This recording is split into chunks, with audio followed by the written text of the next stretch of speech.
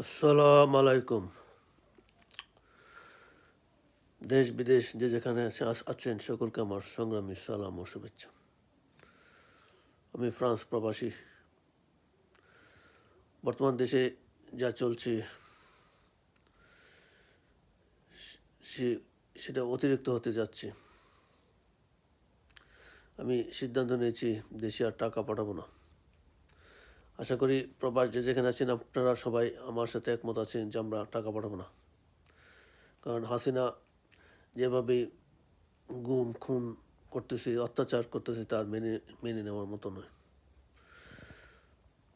আমরা তো আর দেশে গিয়ে যুদ্ধ করতে পারবো না, কাজেই আমাদের একমাত্র একটি রাস্তায়, সেটা হলো দেশে টাকা পাঠানো বন্ধ করা। আমাদের দেশে টাকার তো কোনো খনি নেই।